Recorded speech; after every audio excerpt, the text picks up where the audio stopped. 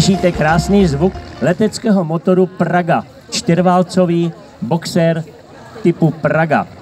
Jak jsem již říkal, pan Šimůnek si postavil toto letadlo v 70. letech jako jedno z prvních letadel amatérských po druhé světové válce.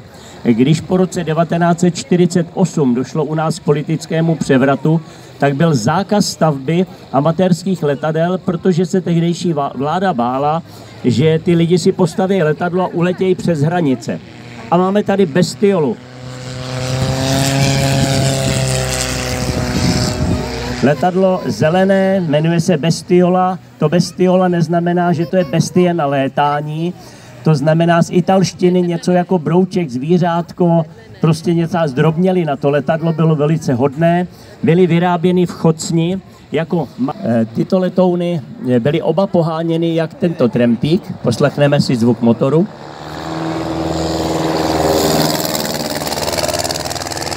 Jak tento Trampík, tak taky letoun Brouček, který je zavěšen u nás v muzeu, byly postaveny v těch 70. letech a vlastně první letouny po druhé světové válce postavili amatérské. Oba ty letouny potom obletěly celou Evropu. Pánové se s nima dostali až do Anglie, do Francie, do Holandska a podobně. Tak blíž. My vždycky, když je trošičku vítr, tak startujeme, letouny by měly startovat vždycky proti větru. Je to proto, aby relativní rychlost, která je mezi letounem a zemí, byla co nejmenší. Takže když letoun letí, přistává třeba rychlostí 100 km za hodinu a vítr fouká rychlostí 50 km za hodinu proti, tak ten letoun se vlastně té země dotkne jenom při rychlosti 50 km za hodinu. Takže to je proto, takže letouny startují na té zadní dráze, která má číslo 3-4 a potom tady předvádějí. Tak letoun Turbulent tam odstartoval, podíváme se, jestli už se bude blížit. Už letí. Tak, máme ho po pravé ruce, je to takový malý žlutý letounek. Ty letouny se vyráběly v roce 56 ve Francii, tady ho máme.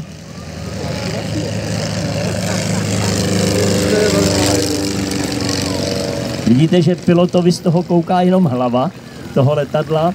Je to francouzský typu Turbulent, ty letouny se vyráběly v továrnách, ale pak se taky vyráběly podle dokumentace amatérsky.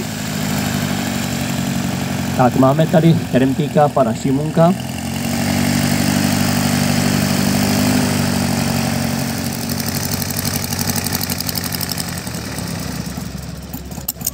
Tak a z pravé strany se nám blíží letoun Turbulent. Je to jeden z nejmenších letounů, které tady máme na letišti v Mladé Boleslavi. Tento letoun byl vyroben továrně.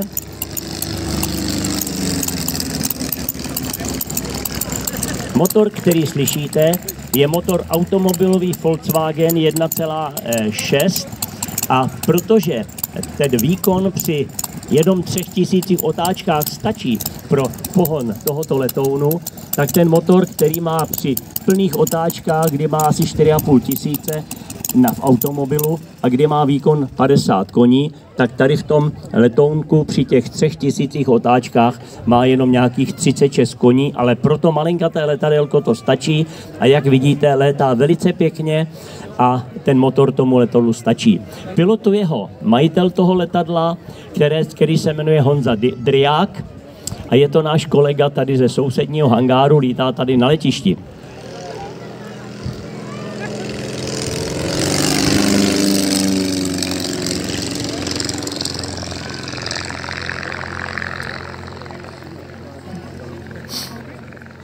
Je to letounek nejenom do podvečerního polétání, ale dá se s ním i příjemně cestovat. Létá rychlostí 120 km za hodinu a při spotřebě nějakých 11-12 litrů za hodinu. Takže si ještě poslechneme motor Volkswagen z automobilu Brouk, který stačí pro pohon tohoto krásného žlutého letadelka. Francouzský typ Turbulent.